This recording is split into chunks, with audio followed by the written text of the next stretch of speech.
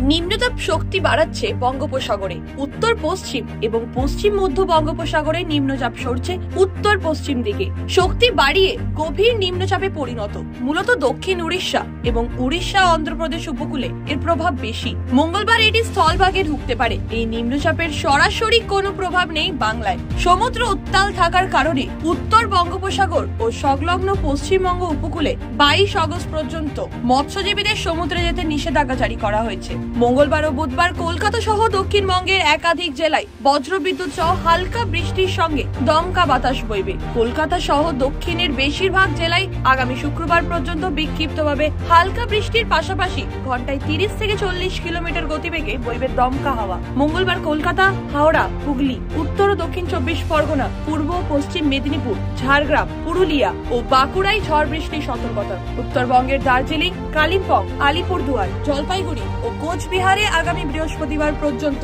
ঝড় বৃষ্টির পূর্বাভাস। মঙ্গলবার সর্বনিম্ন তাপমাত্রা 26.4 ডিগ্রি সেলসিয়াস। বাতাসে জলীয় বাষ্পের পরিমাণ বা আপেক্ষিক আর্দ্রতা 69 থেকে 95%। আগামী 24 ঘন্টায় শহরের তাপমাত্রা থাকবে 27 ডিগ্রি থেকে 31 ডিগ্রি সেলসিয়াসের মধ্যে। ব্যুরো রিপোর্ট, খবর বাংলা।